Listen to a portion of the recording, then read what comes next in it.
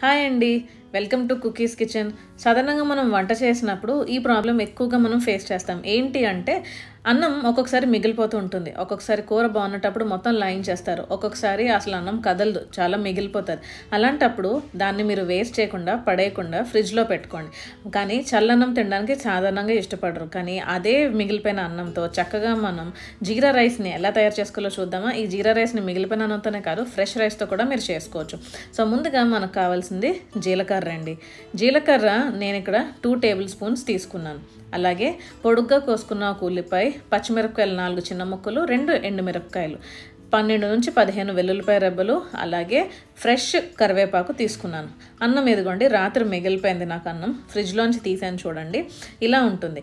నేను ఓవెన్లో పెట్టుకుంటాను. ఓవెన్ లేని వాళ్ళు కుక్కర్లో విజిల్ లేకుండా ఒక మూత పెట్టి చక్కగా ఉంచితే మీకు చక్కగా విడివిడిగా వేడిగా అయిపోతుంది.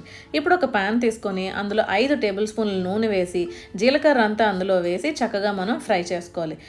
లైట్గా బ్రౌన్ కలర్ అయితే చాలండి, ఎక్కువగా మీరు ఫ్రై చేయక్కర్లేదు జీలకర్రని. తర్వాత వెల్లుల్లిపాయ అలాగే ఎండుమిరపకాయ వేసుకొని చేసుకున్న తర్వాత పచ్చిమిరపకాయలు వేసి ముందుగా ఫ్రై చేసుకోండి. అప్పుడు పచ్చిమిరపకాయలో ఉన్న ఘాటు ముందు నూనెలో ఫ్రై అవుతుంది కూడా దిగిపోతుంది.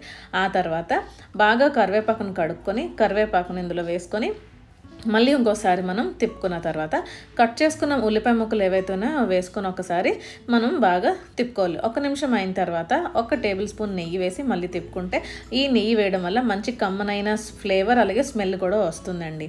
తర్వాత టేస్ట్కి సరిపడా ఉప్పు వేసి చక్కగా మనం ఫ్రై చేసుకోవాలి.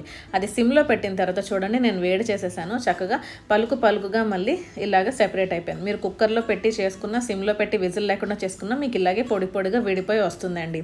సో ఇప్పుడు మనం అన్నాన్ని ఏం చేయాలంటే కొద్దిగా వేసుకోవాలి. అంతా ఒకేసారి కలిపి వేసేసుకున్నాం అనుకోండి, మనకి అన్నం అనేది లేదా బియ్యం అనేది మనకి పలుకుగా కాకుండా ముక్క అయిపోయే ఛాన్స్ ఉంది. అందుకు కొంచెం వేసుకొని గరిటెతో కలుపుకోవాలి.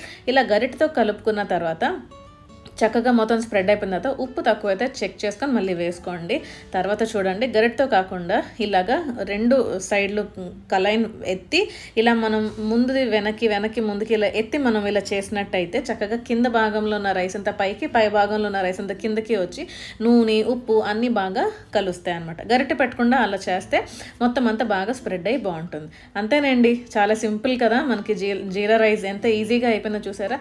జీరా రైస్ తినడం వల్ల కూడా చాలా మనకు ఉపయోగాలు ఉన్నాయి. జీరా రైస్లో చాలా ఎక్కువ కాల్షియం ఉంటుంది, జీలకర్రలో ఎక్కువ కాల్షియం ఉంటుంది. కాబట్టి డైరెక్ట్గా మనం జీలకర్ర తినలేం కాబట్టి ఇలా అప్పుడప్పుడు చేసుకొని తింటే చాలా సూపర్గా ఉంటుందండి. చాలా సింపుల్గా ఉంది కదా, మీరు కూడా ట్రై చేయండి. ఛానల్ సబ్స్క్రైబ్ చేసుకోండి, లైక్ చేయండి, షేర్ చేయండి, కామెంట్ చేయండి. Thank you.